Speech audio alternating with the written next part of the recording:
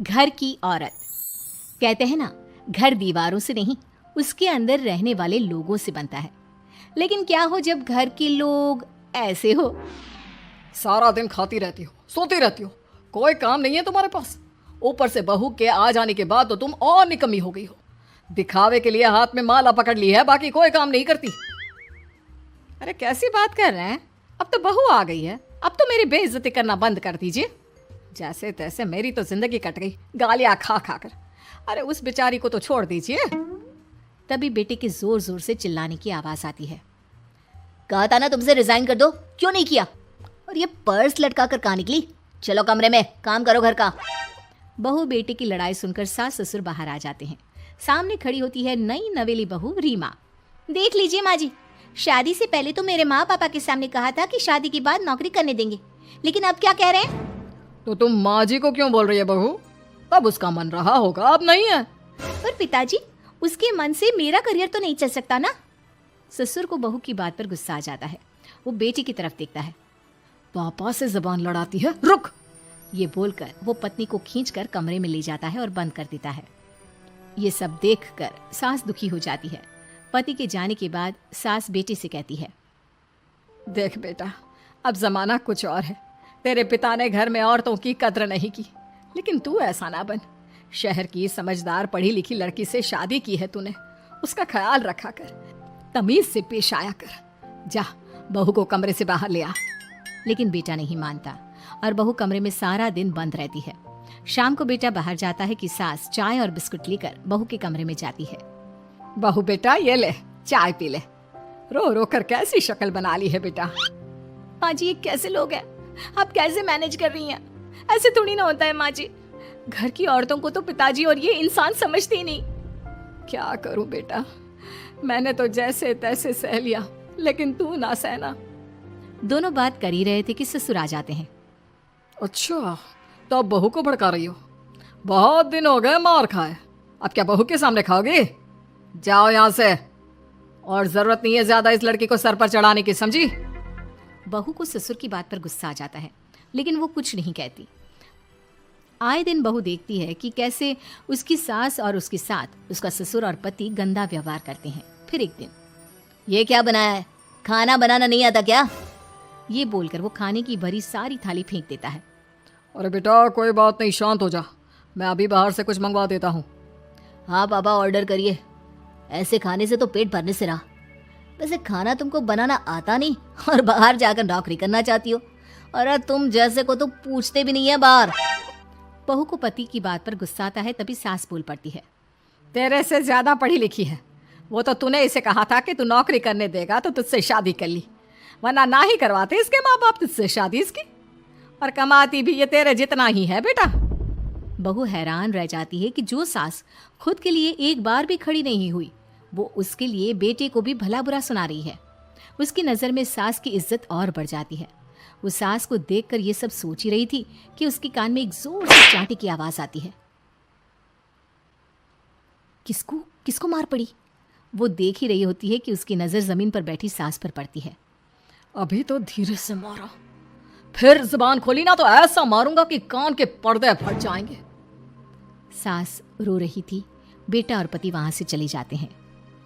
पिताजी अच्छा किया माँ को जोर का चांटा लगाकर, आगे से जबान खोलने से पहले 4 बार सोचेंगी। बड़ी आई। दोनों हंसते हुए वहां से निकल जाते हैं। बहू सास को उठाती है और पानी देती है। मैंने ये दिन रोज देखे हैं बहू, लेकिन तू नहीं सहना। तू अपना जीवन अपने अनुसार जीना। शादी के वक्त मैंने तेरी माँ से बात करने की कोशिश की थी, उन्हें बताया था, लेकिन वो नहीं मानी। बहू सास को पकड़कर रोने लगती है। वो इसलिए नहीं मानी क्योंकि वो मेरी सगी माँ नहीं है। माँ जी, जिस तरह से आप मेरे लिए खड़ी हुई है ना, मेरी माँ भी नहीं हुई। बेटा मैं तेरा भला चाहती हूँ, तू नौकरी इस घर में रहकर तो नहीं कर पाएगी। एक काम कर, इस घर से चली जा, पैसे कमा और खुश रह। माँ जी, हो सकता है कल तक मैं आपके इस फैसले को मान जाती, लेकिन आज नहीं। माँ जी, आप यहाँ इस नर्क को झेले और मैं आपको छोड़कर चली जाऊं? नहीं, कभी नहीं। अगले रोज, सुनिए, वो क्या है ना, मुझे कुछ कपड़े और गहनों की ज़रूरत है, तो ज़रा पैसे दीजिए ना। अब आप घर के मर्द हो तो पैसे तो आपसे ही मांगूंगी ना। बुरा तो नहीं लग रहा ना आपको? नहीं नहीं, बुरा क्यों लगेगा। ये लो कार्ड, कर लेना शॉपिंग। अगले रोज बिजली का बिल आया है 10,000 का, भर दीजिएगा। इतना बिल कैसे आ गया? बेटा वो क्या है ना, सारा दिन बहू घर में रहती है तो कमरे में एसी और टीवी चलता रहता है। अब कम से कम बाहर जाए तो 4 पैसे कमा कर लाए। लेकिन हम लोगों को थोड़ी ना औरत की कमाई खानी है, वो तो मर्द ही करता है ना। पति पर्स देखता है और फिर हाँ माँ, ठीक बोल रही हो। खैर चलता हूँ, ऑफिस का वक्त हो गया है। पति ऑफिस से पिता को फोन करता है। पापा, घर के खर्चे तो बढ़ते ही जा रहे हैं, ऊपर से महंगाई आप देख रहे हैं। मैं सोच रहा हूँ क्यों ना मीना को नौकरी के लिए हाँ कर दूं, 4 पैसे ही लाएगी ना घर में। वो तो तू ठीक बोल रहा है, लेकिन ये औरत की जात, कल को 4 पैसे कमाने लगे तो यह नहीं कि सर पर चढ़कर नाचे। हाँ पिताजी, बात तो सही है। वो तो आप हैं जो माँ को मुट्ठी में रखा है, वरना मेरी वाली तो। खैर सोचते इस बारे में। शाम को पूरा परिवार साथ बैठा होता है। वो कल पनीर की सब्जी बनानी है तो थोड़े पैसे देकर जाना। और हाँ, कीर्तन भी रखा है संडे को, उसके लिए सामान की लिस्ट बना दी है, ले आना। पापा को दे दो, वो ले आएंगे। अरे पापा कहाँ से ले आएंगे, मेरे पास नहीं है पैसे वैसे। लो, पैसे ही नहीं है? मेरे पापा की जेब तो हमेशा नोटों से भरी रहती है। बेटा, लक्ष्मी को जो पूजता है ना, उसके पास लक्ष्मी रहती है। जो घर की औरतों को मारे पीटे, वो भला कैसे लक्ष्मी का लाभ ले सकता है। वाह वाह, क्या बात है, तो जबान खुल रही है तुम्हारी।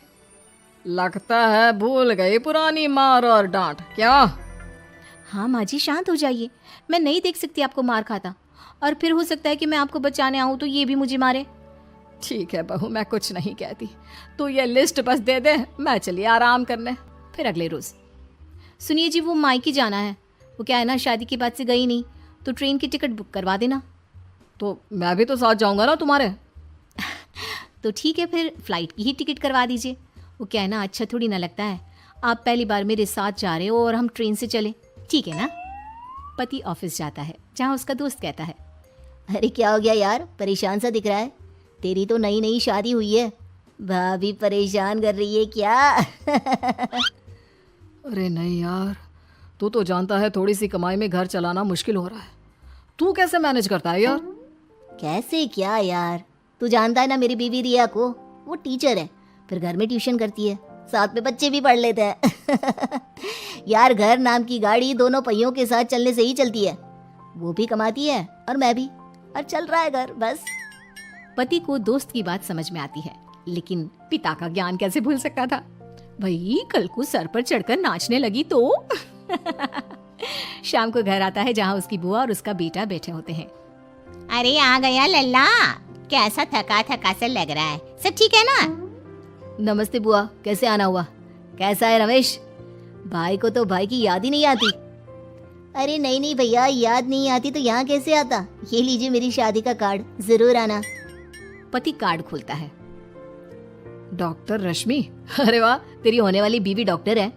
और क्या भैया, आपकी बीवी इंजीनियर तो मेरी डॉक्टर। तभी वहाँ सास आ जाती है। अरे जब घर में ही बिठाना है बेचारी को तो काहे का इंजीनियर है, तो काम वाली ही, घर का काम करती है और आराम। इतनी पढ़ी लिखी लड़की को घर पर क्यों बिठा रखा है? अरे बहू कहीं झोला छाप डिग्री तो नहीं लेकर आई है? पत्नी की बुराई सुनकर पति को गुस्सा आता है। नहीं बुआ, यूनिवर्सिटी टॉपर है मेरी मीना, और हाँ बड़ी कंपनी में काम भी करती है। बस शादी के बाद कुछ महीनों की छुट्टी ली थी, अगले हफ्ते से ऑफिस शुरू हो जाएगा। क्यों मीना? तभी ससुर आ जाते हैं। हाँ लेकिन फिर घर का काम कैसे होगा, और पैसे कमाने लगेगी तो सर पर। पिता की बात पूरी नहीं हुई कि बेटा, सर पर चढ़ने का हक है उसका पापा, पत्नी है वो मेरी, यानी मेरे घर की रानी, और रानियां तो सर का ताज होती है। क्यों मीना? मीना पति की बात सुनकर शर्मा जाती है। वाह बेटा, तू सही समय में समझ गया कि औरतों की इज्जत करने वाले घर में शांति और लक्ष्मी का वास होता है।